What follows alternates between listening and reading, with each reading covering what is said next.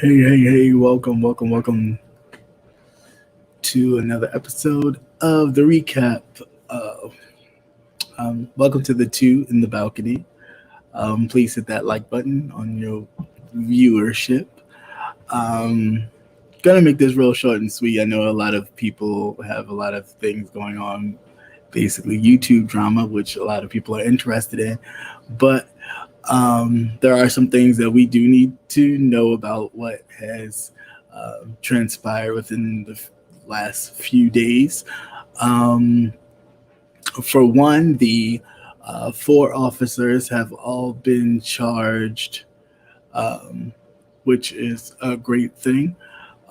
That is always good because we start to see justice moving, uh, although slowly, it is moving. So that's always a good thing. Hey, welcome, Patty Duke, the portal. How you doing, bro? And Wiggs, always a pleasure to see you. Haven't seen you in a while. Hopefully, you're doing well. But it is always good to see you. Um, so, but what I wanted to hit on mainly, the murderers of Ahmaud Arbery have been charged. They will be charged with murder. Even the gentleman who videotaped it and claimed he was not a part of the situation. It all comes out now that he was a part of it. He actually chased Ahmaud Arbery down with his vehicle before uh, the duel, father and son, um, caught up to Ahmaud Arbery and jumped out their vehicles with their guns and so on and so forth. It's just, um, and then allegedly now there's reports that the son Travis McMichael was over Ahmaud Arbery's body, calling him a fucking nigger. Um, I, I am not surprised by these reports. It's been it's been hard. It's been hard to, and I've said this earlier, and I'll repeat it again. Being a student of history, especially African American history, from Africa, of course, in the diaspora and slavery and so on and so forth, Jim Crow and all that, um, and to see it now in a place where I'd never thought. Um, when I was a kid and used to think of 2020, I didn't think of anything on the level of this, where we're seeing blatant, in your face civil rights movement anger and civil rights movement disdain for people just wanting rights, just wanting to be seen, just wanting to be treated as a man, as a woman, not as a colored man, not as a colored woman, but as a man, as a woman, have a right to raise their family and do what they need to do. Um, I, it's weird. We can't go into certain neighborhoods. We cannot sit in an open area and smoke a cigarette because you get the cops called on you now. You It's so much that we can't do. So somebody please tell us what we can do. I'm really torn by that. Like, you have your privilege affords you the right to tell us what we can't do all the time. You constantly calling, you're constantly doing this, constantly doing that. What can we do? Um, I don't know. It's a bit confusing to me. So maybe somebody can help me understand all of that. I will say that unfortunately we've lost another African American days after George Floyd, and you would think that it would have put people on pause to maybe use excessive force, but that definitely was not the case. Um, and I will share this with you shortly, excuse me. But I will, as always, put the link in the chat for anybody who wants to pop on for a second and share their views. You're more than welcome. Just ask that you be respectful, of course, at all times. But his name is Gregory Floyd Edwards. He was killed days after George Floyd, and he's a veteran actually. So that was pretty surprising that most law enforcement officers are veterans because they just transfer over. It's like an easy thing. It's pretty easy to do. I'm hold on one second. I'm alive. I have to call you back. I'm live. I have to call you back. It's okay.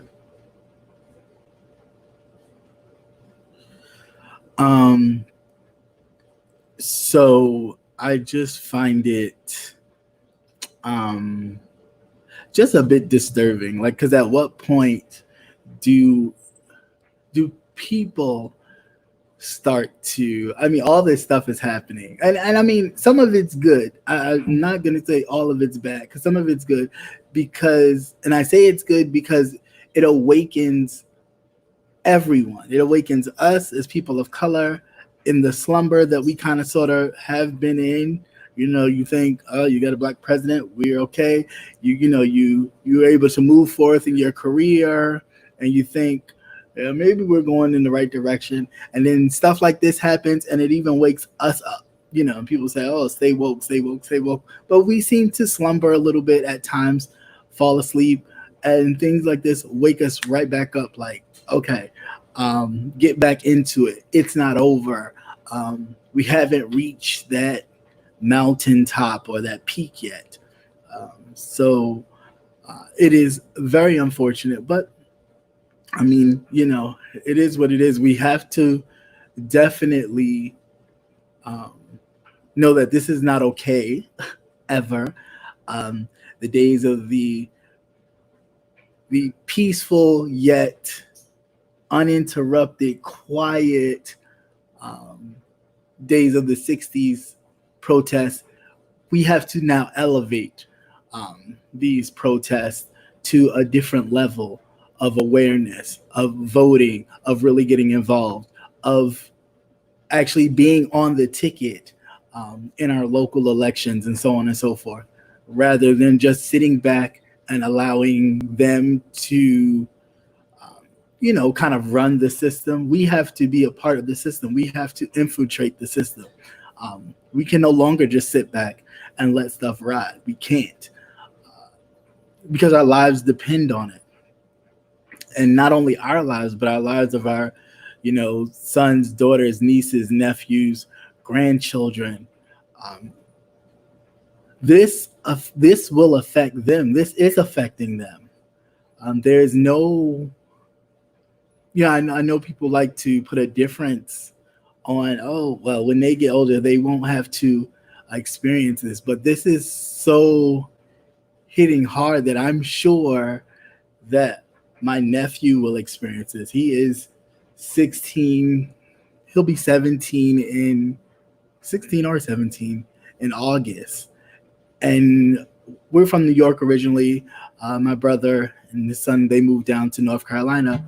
So it's a difference. Even in New York, there is racism, but there's a different way in which Northerners handle that than Southerners. And that sometimes can get people in trouble because they think you're being aggressive, or because it's just that I'm not taking that from you, and I'm not just going to take it because you said so. Yes, I have been out. I don't make it public because that's not my thing. I'm not doing it for clicks and views. I do what I do solely for the purpose of bringing awareness to people. So, and I think that's important. However, how anyone else chooses to do that's their business. That's just my view.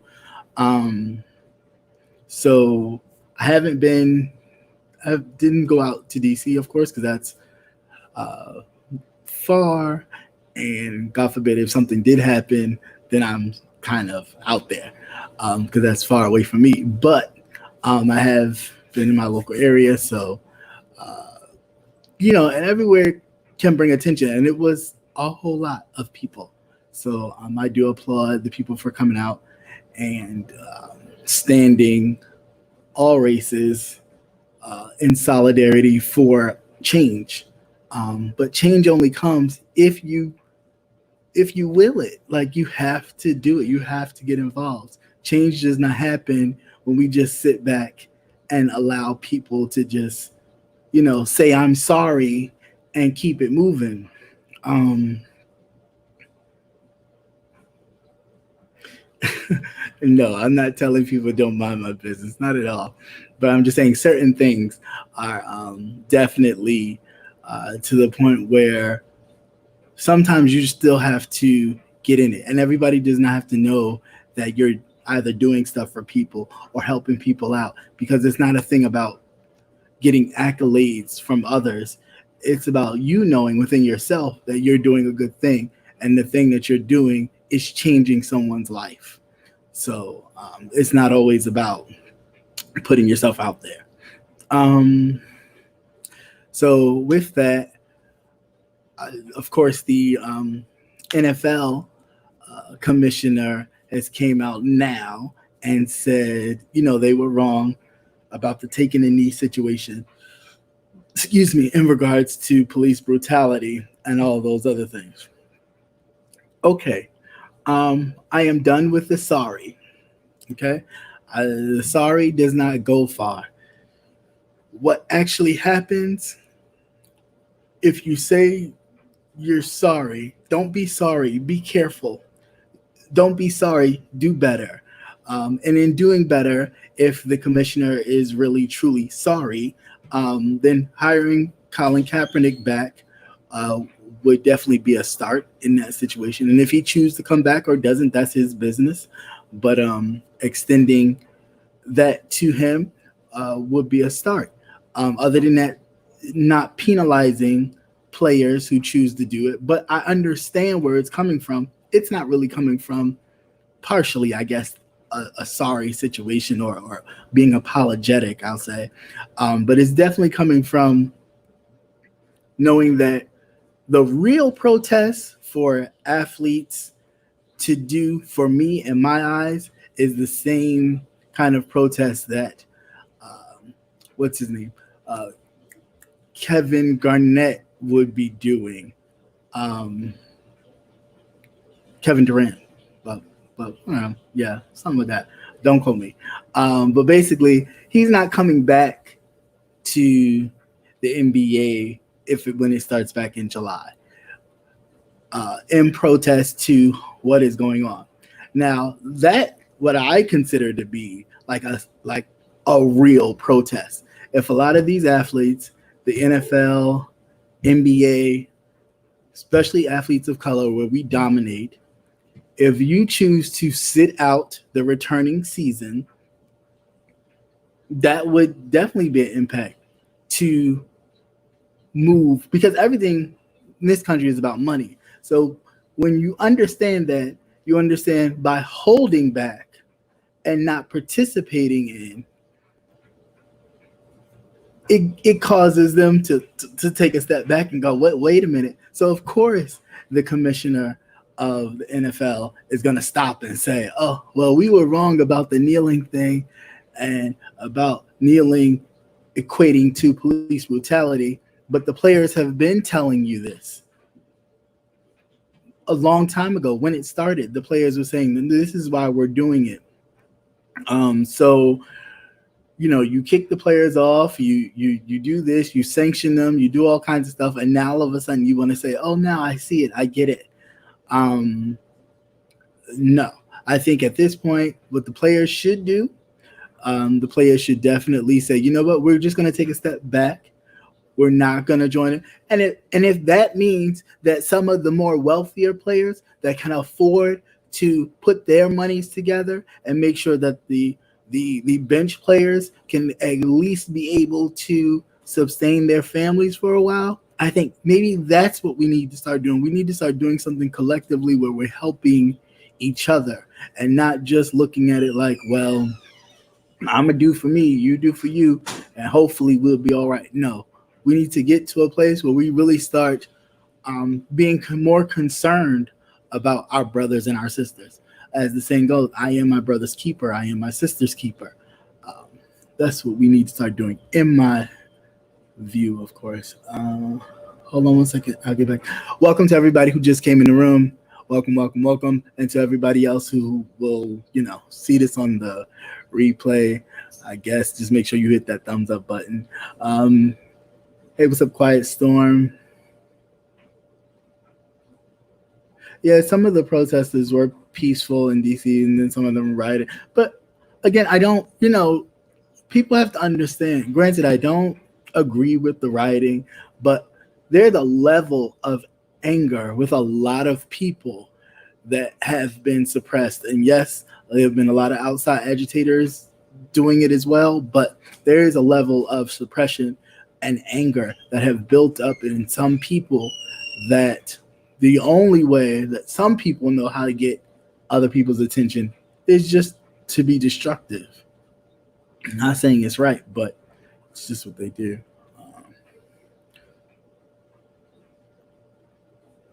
Yeah, the Al Sharpton announced that in the eulogy he gave for George Floyd, that on King's the March on Washington, that they will do a march similar to that, asking for police reform and other things. So that will be in August, and August will be shortly upon us. So that will be kind of a real quick turnaround, but hope to see everybody out and give it the same energy. The NFL, the commissioner of the NFL, actually came out and apologized. What do you think?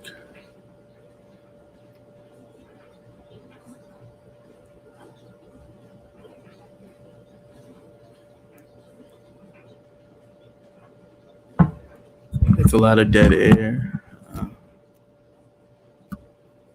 Yeah, I mean, it is. Again, I can't. I'm not gonna really get into the kind of the deep rooted, because we already should know the deep rootedness of all of this. You had the president egging it on. You had players who agreed with the president egging it on. You had, of course, all of the owners alongside the president, and now all of a sudden everybody's seeing this huge divide, and the money that could be lost, that has already been lost, and that can continue to be lost. So now everybody's trying to make sure they secure their own bags without letting any of this go too far. So my whole thing with even that is all of the sports venues in which people of color do play, maybe take a step back, get together and figure out a way. The best way we can do this right now is maybe not play. And those who have the bigger pockets, even some entertainers that can help, you can put your funds together and work something out. It's just like how they did the Montgomery boycott, the bus boycott. They had people who had vehicles picking people up from work. People walked. Everybody refused to take the bus for an entire year, even after they went through negotiations to bring it back.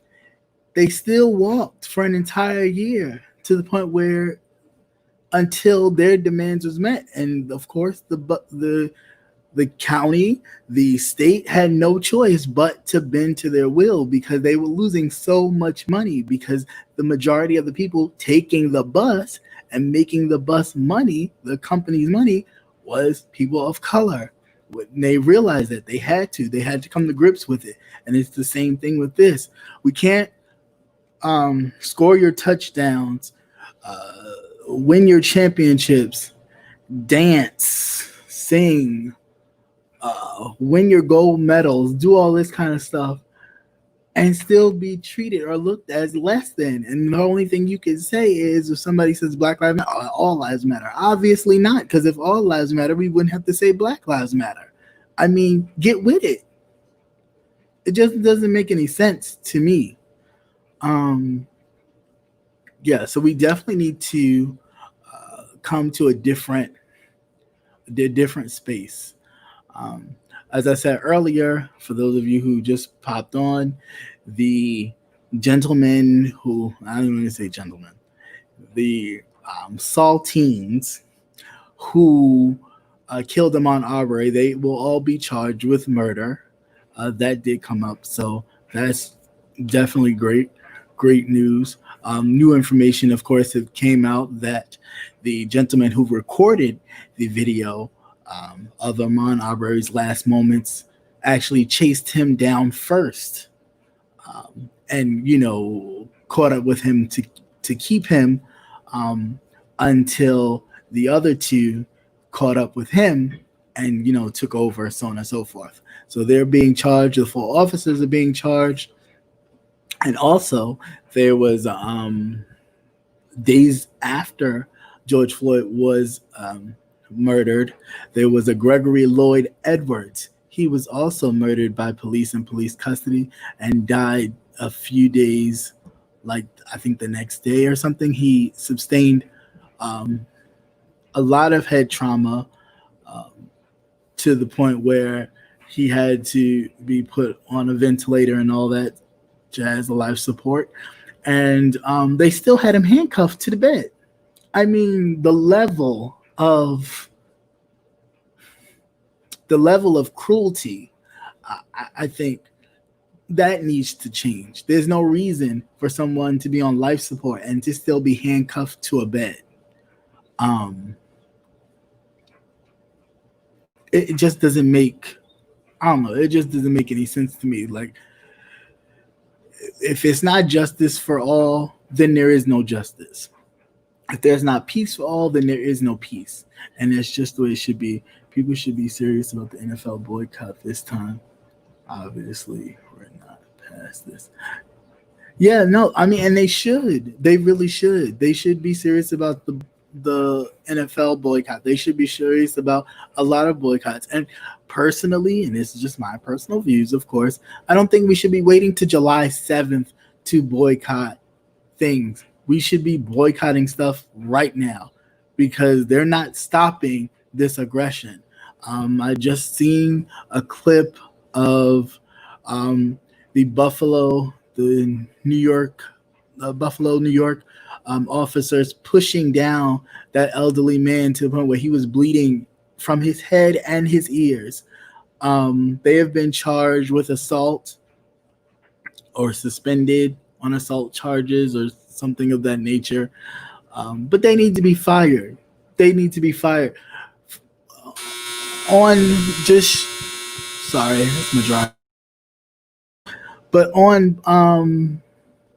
just on view, like, cops should be able to visualize a threat when you see one. You see an elderly man coming towards you, he's not a threat. You did not need to shove him like that, And then when the one officer goes to reach down to help the man up, the other officer pushes him ahead like, no, keep going. And come on, you got to move. Well, what are we doing? And then all of a sudden now you have a lot more white people saying, oh, no, that wasn't right. That wasn't right. So all the other stuff is right. The tasing of those 2 kids that did not know what was going on was right. And I mean, they got fired. And of course, they got fired. You don't see no blue officers protesting for them being fired. But I just want to know. I'm really curious. I'm not even, I'll take that back. I'm not curious. I already know where it's coming from because it's coming from the top. When you're given the green light to do whatever to people who have that in them, that by any means, I will do what I need to do to honor my president, to honor his word and all that kind of garbage that a lot of people get filled up with. Of course, people will do stuff like that, and you see an old man walking towards you, and you instantly just can't grab him and say, have him sit down and maybe listen to what he has to say. No, you to shove him to the point where he starts to bleed is ridiculous. Um, they need to be fired. A lot of other officers need to be fired. They don't need to be a cushion for a lot of these officers to fall on if they happen to mess up or go too far. Um, being officers of the law, meaning that you are to uphold the law until someone violates it, and then they go before a judge and so on and so forth. So then, if that's the case, then you should be held at a higher standard. And the slightest thing you do, you should then your job should be in jeopardy. That's the only way I see that working. Um,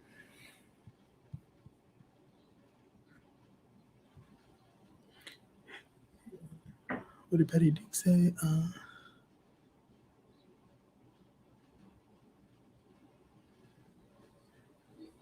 Yeah. Yeah, I mean, people understand. People are tired of being sick and tired. They're tired of turning the other cheek. I just watched my best friend sent me the I guess the two CNN correspondents. They kind of go back and forth with each other on issues. And he was just saying, how long do we have to turn the other cheek? How long do we have to turn the other cheek and keep getting slapped in the face? And always forgiving and always saying, oh, God will see a way, God will fix it, and praying about it and all this other kind of stuff. And these people that do these egregious acts go to church and promote Christianity and talk about the Bible. And it's like, well, what God are you praying to that's telling you that that's okay compared to the God that I pray to that telling me, no, that's not okay. You should not treat people that way. It's you get a bit like there's mixed signals coming from somewhere. That's why I don't particularly care for how he likes to tote the Bible. Even when he was asked, when he was running for president, what Bible verse do you like? What particular Bible verse do you like? Anybody has one. I mean, as a kid, when I didn't even know them, Jesus was like, the instant go-to. Now, of course, it's a little different, but it's like for you not to know it, it's because you don't know anything about it. It doesn't relate to you because you're not religious, and that's fine. But you played on it because you knew that these people wanted it. So you, whatever you want, I'll be that. So you kick all them people away from their protests by gassing them and so on and so forth to come out, hold the Bible for 2 seconds, and walk back. Come on, like this, and this is what you people voted for. So this is why I don't understand that a lot of people are like in shock and awe that all this is going on. And it's like, no, this is what you voted for. This is what you held your nose or you looked the other way. You voted for this criminal. You voted for this thug to be in the White House. You were so concerned about Obama being a thug or what he was going to do to the Black communities or how he was going to uplift and probably make some of y'all feel less than, that you were so scared about that you made sure that he had limitations on whatever he was going to do. So you made sure the Mitch McConnells were still around and all those others who would yell out liar and be disrespectful to the president of the United States. So you made sure that happened. So then after he left, you wanted to even ensure that your,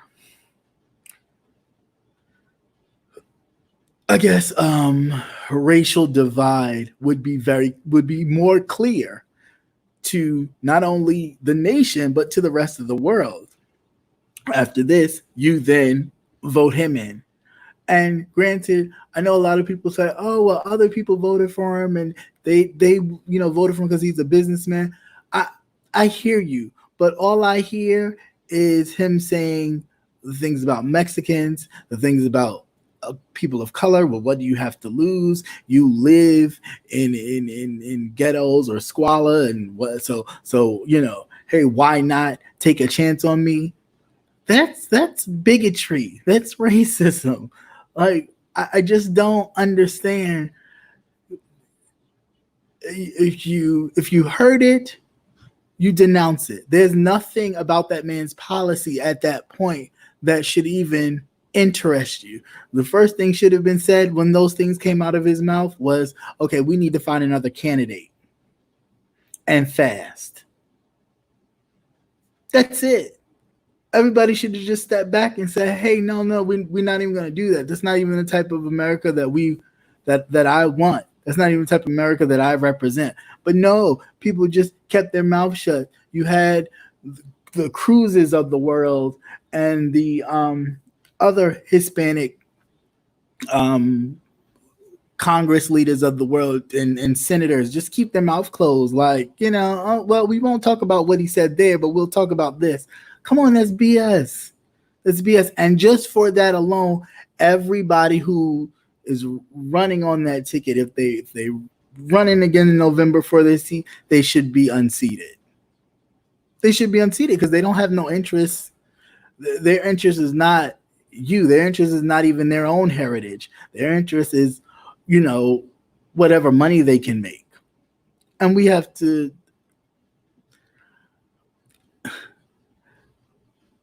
He brought the swamp with him. I mean, I don't know another way to put it. He brought the swamp with him. If Washington was already a swamp, trust and believe, it is now an amusement park. It is a Swamp World. Okay, forget Disney World. DC is now Swamp World, and everybody is partaking in the Magic Kingdom, the Magic Mountain of Trump, and this needs to stop. Like, there's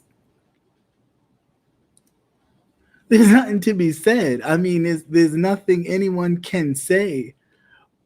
Unemployment dropped a couple points. All right. What does that mean? What does that mean for the average person that is still at home because of this COVID situation? And if not, still unsure if they will have a job coming back because everything is not opening at full capacity. So then you have things opening at 50% capacity. That means that everybody won't be returning to work. And we don't know how long the capacity levels will last. Because if a second or third wave, God forbid, comes through and it gets worse, they're going to start cutting even the 50% or whatever kind of percentage that they're starting to get things back. They're going to have to cut it back again. And again, people are going to have to go without a job for a while. So it's a lot more that plays into this. People who apply for unemployment that still haven't received it yet. That's a whole nother question. The people that apply for unemployment and still haven't received it yet, and they're talking about ending unemployment benefits. Mitch McConnell said definitely by the end of June that there will be no extra $600 a week bonus for people. So what does that mean? And if you can't go back to work, or if your state locks it to where in which they feel, no, I don't really want to open the state back up, then what do you do? Yes, some of the states have said that they will continue with the unemployment benefit, but who knows how long that will be able to last?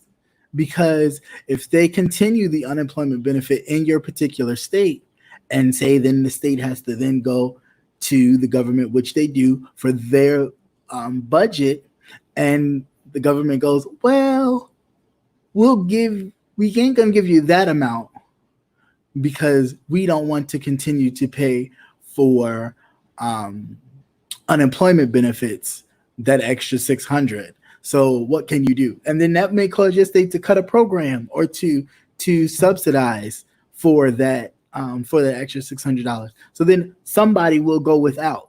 So it's a lot that plays into all of this that we need to really pay attention to.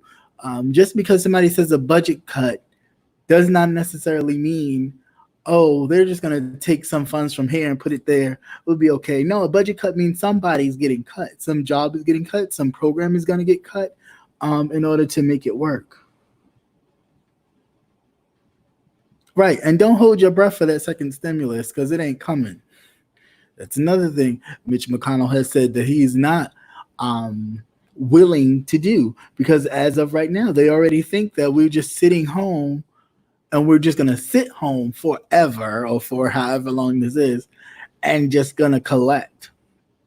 First of all, the money that people have gotten, they have worked for in some capacity at some point in life. And if not, due to whatever thing that was beyond their control, that's not their, that's not their fault. So I don't know. It's just so much that plays into all of this that if you ever thought your vote didn't count or your vote didn't matter, it does. Because when you vote and when you don't vote and when you waste your vote on voting on, I don't like the two people, so I'm going to vote for the third person, you open up doors like this. Like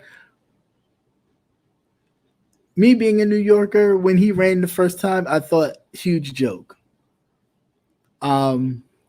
But I knew the atmosphere that was rising among him. And I'm like, if he do this again, he could actually do it because there are so many secret, dark, unspoken people who have biases and bigotry that publicly they don't want to say it because they don't like the label, but privately, they agree with him. They feel just how he feels.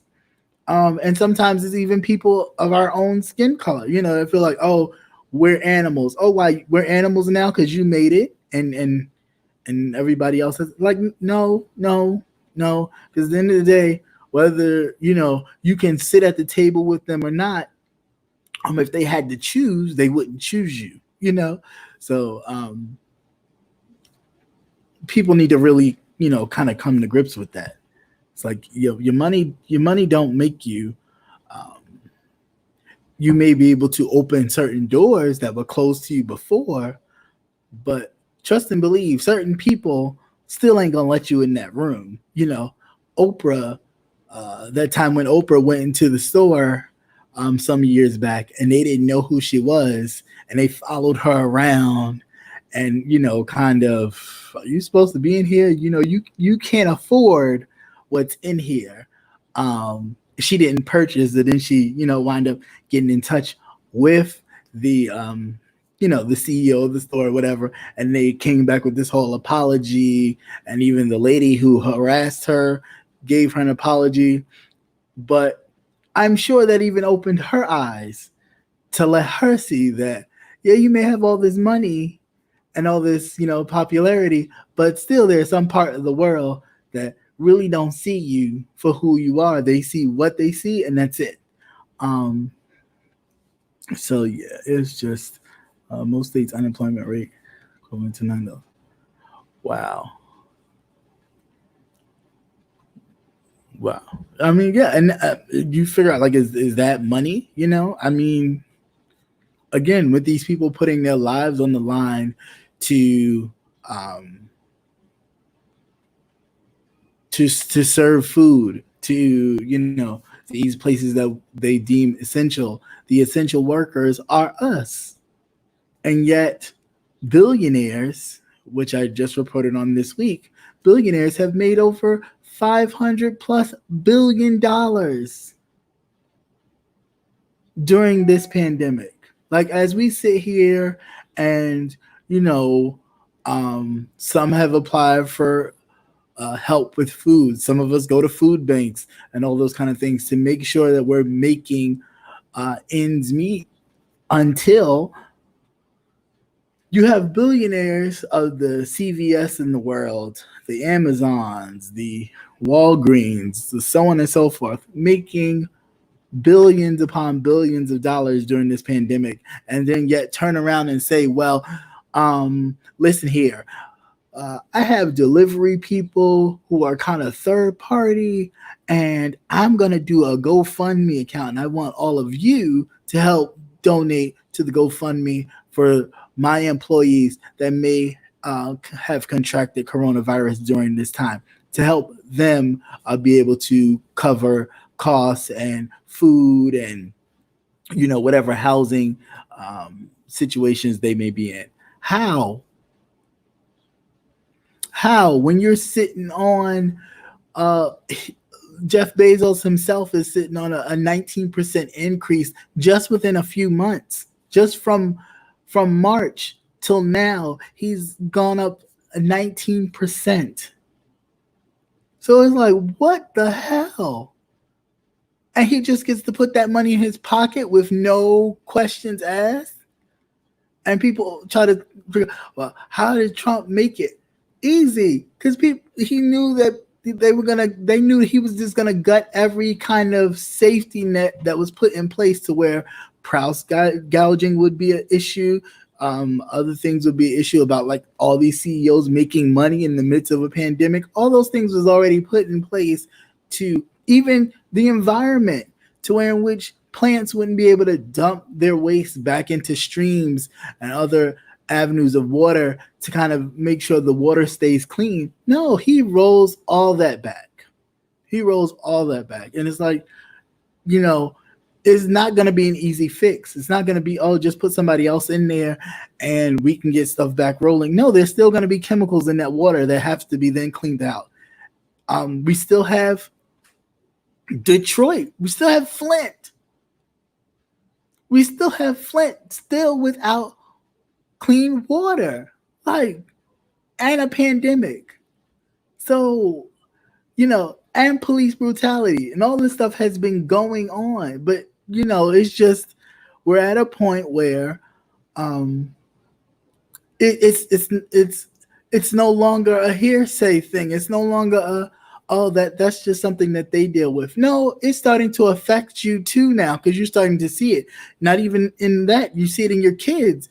I've seen a couple of TikToks recently where in which, these young white kids are having discussions with their parents about like, hey, why don't you think Black Lives Matter? And parents like, oh well, they like to live in the ghetto. And how could you say that when your own grandparents received the same help? They didn't call it food stamps or welfare. It was a subsidy. It was a GI Bill grant. It was, named all these other things, but it was the same thing. But your grandparents was able to then go to school for free, get an education, get a good job, work that job, stay on that job, get promoted, get loans. And then you had the nerve to say, okay, well, this is what we're going to do. We're going to make sure these people on this side of the line can stay here, and we're going to go on this side. But then say, oh, they like to live in together. Who would? But if you restrict the people to do so, then obviously that's all they would have. I mean, it's just that simple. And of course, you can sit there and say, oh, well, they commit crime. They kill themselves. White people do the same thing. Anybody watch Snapped? Anybody watch any Lifetime movies? It's always a white woman killing her husband. Always somebody killing somebody for insurance policy or something of that nature. But no, it's not glorified like that, because they don't look at each other. They don't portray themselves as animals. What they portray as an animal or of a savage or of some kind of different beast is us. And it doesn't happen as often as they like to portray. But when you put people together, and it could be any group, and that's the part that I don't get when people say, oh, it's black and black. But when you put any group that and you suppress them and you don't give them, and you giving everybody else, and you give very few in that community a little something, everybody's trying to grab at it because that's the mentality that you taught them. Oh, by any means, get it. Even if you got to take the next person down, get it, conquer, uh, plumage. The same thing that you've done, you've taught. So of course you're going to get it back when people see that and they go, and they're trying to get to, because you've made it seem that where you are is better, where you are is greater. But we need to understand that that is not the case. We have to get that. We have to train ourselves to think that that is not what we should aspire to be. Because it's not us. It's not genuinely who we are. So, like I said, I didn't come to be before you guys long because I do have stuff to do today. So, but that's really all I wanted to say. So, hopefully, speaking of rollbacks, if you happen to notice the military equipment and the police force, right? Yeah, and I mean, all of that. But Republicans, anyway, are just about war, and they're mainly about war, and always, showing domain over things. But my whole thing with that is, as a Republican, you should be willing to send your children, grandchildren to war. Like, they would stop all this war talk and all this, putting more funding into the military when their children and grandchildren start going to war. Because they don't ever send their children and grandchildren to war. Who winds up going to war are us. That's who winds up going to war. They don't ever go to war, but they always talking about war and policing and a greater military. If it was mandatory for them people to go, it'd be like him talking about he has bone spurs. But you can walk all the way to the park from the White House to the park to the church to do a photo op, right? Okay, but you got bone spurs in your foot. Yeah.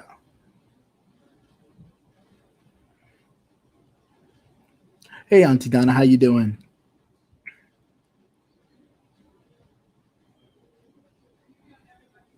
Yeah, I mean they do. They need to. They need some. I mean, they need a lot of things. I won't even say something. They need a lot of things. The police definitely need to be gutted. A lot of these police stations and departments, even small town ones, need to be gutted. They really do, because they steep and stink and have a stench of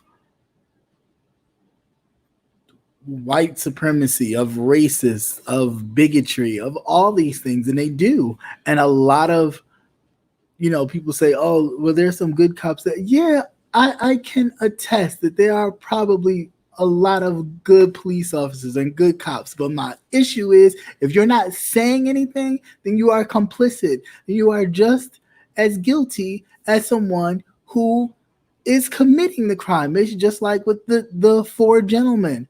Well, the Asian fellow didn't do anything. Yeah, but he didn't stop it either. He didn't stop it. Even sometimes he looked away. He had his back turned, so he didn't want to look because he knew exactly what was going on. So that's part of the problem too. You can't say, "Oh, we're looking for a solution," and you think in silence will help. No, silence makes you complicit. And yeah, they all should be charged. And now they're all looking at a possibility of 40 years, which was different to the original charge. The original charge that was 25 years. The third degree was 25 years max. But this new sentence that they all have gotten now warrants a max of 40 years. Which do I think they're going to probably get them the 40 years? I mean, I would hope so. That would be a good start in the right direction, especially the officers that contributed to his death. But we'll wait and see. Utilizing the military, it is made up of people of color, right? And that's all it is. I think that in the military's aspect, Republicans are always quick to talk about militarizing and showing strength and all that. Okay, yeah, that's fine, and that's great. We need that too. I don't knock it, but okay, put your money up. put your money up, and not your money physically, but your people.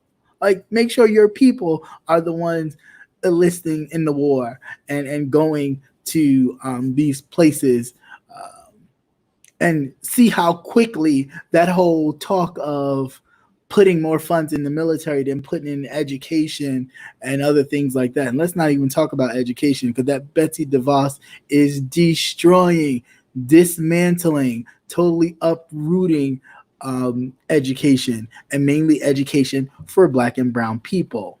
But of course, this is what you voted in, so this is what you deal with. And our kids are already behind on many levels, and a lot of the things that she has been dismantling has put a lot of kids even further behind, even including in this pandemic. As the leader of the Department of Education, at this point, you should have school buses with Wi-Fi capability everywhere so children can continue to learn. They should have been giving out, with stimulus money for people with parents, they should have been giving out tablets or something for the kids to continue their education, and interact with the teachers online. Has that happened? No, but yeah. What do I know though, right? Yeah, so I don't know. We need to really sit down and think about. So each of us need to seriously sit down and think about what we need to do. Right. Yeah, because we really do. We, at this point, we really need to have.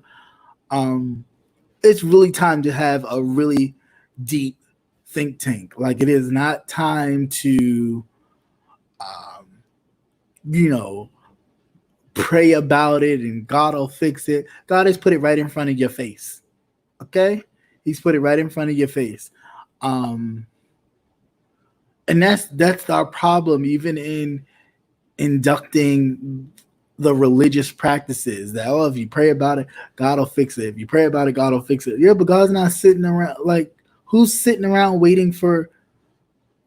Like, oh, I'm just gonna sit here and wait. God said He'll fix it. Like, no, it's almost like a parent, like riding the bike. If your parent was teaching you how to ride the bike, they hold the bike with you, you pedal, right? And you're pedaling and they're holding the bike and they're running with you. And then all of a sudden, what happens? You start pedaling. You stop focusing that they're holding the bike and you just going. And next thing you know, you look and you're riding the bike yourself. Same thing how God works. But we're so stuck in the fact that, oh, just pray about it, God will fix it. No, you got to do some work too. God's going to come in and do it for you, but you have to do the work. And we really have to get serious about our people. And it's not a hatred thing. It is not a hatred thing. It is really getting focused and serious about our people, our community, so then we can be better to others. We can be a better source. We can have a larger voice. And we even have to reach back. We have to fix that bridge between African Americans and people from Africa. We have to. And I say that because all the others, there is still a connection there. There's still a connection there, where in which, for example, and I know I said this before, but it is so true. There was an Asian officer who shot in a project in New York and killed someone. He said he didn't see the man or whatever. They were looking for somebody. He didn't see him. He killed the man, right? So initially, New York was going to put him up on charges. And I mean, they were going to stack charges on him. They were going to make him an example because he was a person of color, of course, of police going too far. They were going to throw the book at him. Shortly after that, Chinatown as well as China called into New York. Next thing you know, the whole attorney general changed the entire plea. The whole thing changed. They dropped most of the charges. They changed the whole charge to like some kind of thing where he just did. I don't even think he did any time. He may have gotten reprimanded or he's no longer a police officer, but nothing to the level of which he was facing initially before Chinatown in New York City, and China got involved and said, "Hey, no, we're not going to allow you to do that. We will," and I'm pretty sure they probably said they will pull everything back, or every kind of thing that they have, any business dealings that they have with the city of New York, they would probably dial it back. And New York changed their tune. The city of New York changed their tune. Prosecutor came back and said, "Nope." District attorney said, "Nope, we won't do that. It was an unfortunate accident." They paid the family, but they dropped those charges real quick. And we don't have that. We don't have that. And that's part of the reason why a lot of this is able to go on. Because if there was a huge connection with us and where we were stolen from, as much as the resources that Africa has, you don't think they'd be able to say, "All right, you kill another person of color and see if you get a diamond out of here. You kill another person of color, see if you get some oil out of here. You kill another person of color and see if you get anything out of here that you've been taken." And they would have no choice but to comply and be like, "Hold up, wait. What are we doing?" But we don't have that. How you doing, Smart Show? What's going on? We don't have that. So, they're able to utilize that and do that.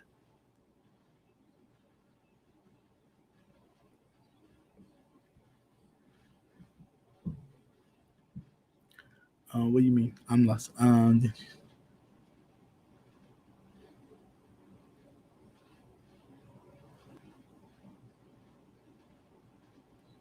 Yeah, and define, yeah, and that's a whole nother that's a whole nother thing that I really don't. I mean, I think as students, no. As students of grade age, no. Um,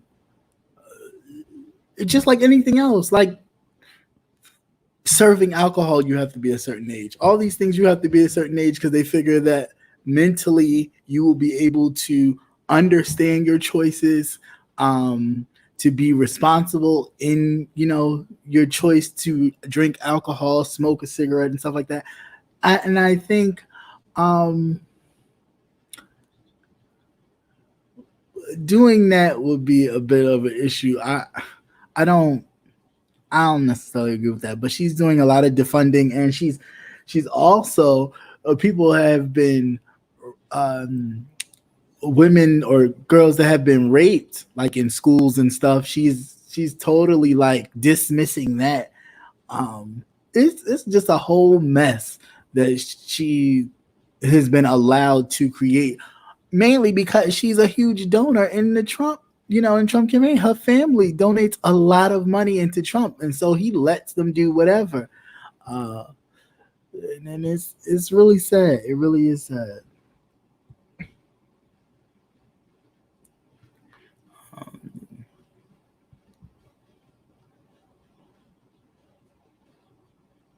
Yeah, and Patty Duke, I totally agree. God is telling you to do your part, and that's all you can do at the end of the day is do your part, and that's all we can do is do our part. But we need to come together to make sure we do our best, though, to um, to move forward.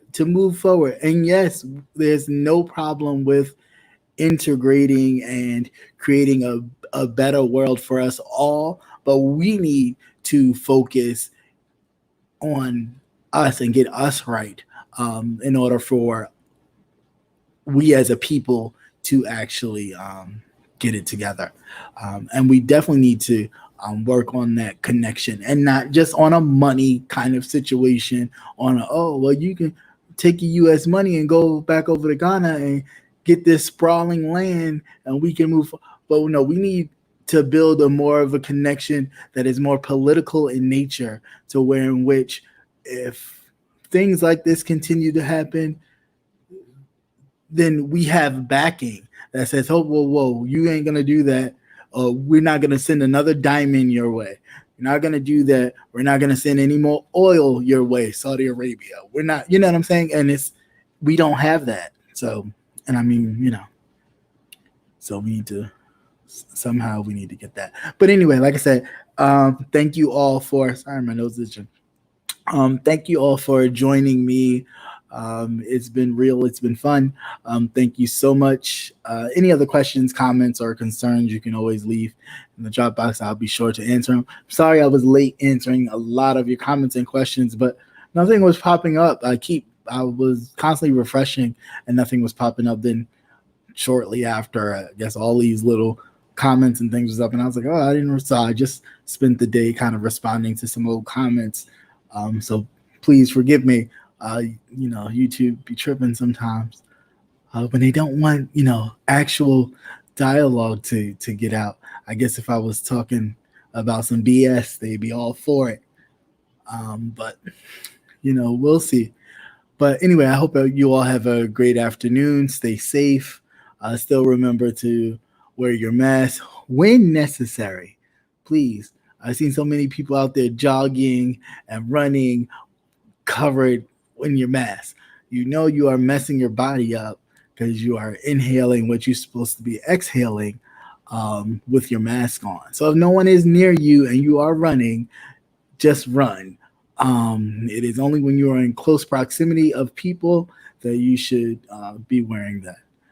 So please, keep your distance. Use your hand sanitizer. Mainly use soap and water because too much hand sanitizer is not good. So kind of be mindful. Have a great Saturday, a great rest of your weekend. It's been real. Peace. Yes, and sorry, and yes, and use a condom too. Yes, because coronavirus has been allegedly spread through body fluids. Even from people that have been cured of coronavirus, still seem to have it in their semen and things of that nature. So, so keep it wrapped up. I mean, you should be wrapping it up anyway, because if coronavirus don't catch you, something like AIDS and HIV could, or any other sexually transmitted disease. So with that, you should be still wrapping it up. But anyway, if not, please do so. But with that said, have a great day. God bless. Peace.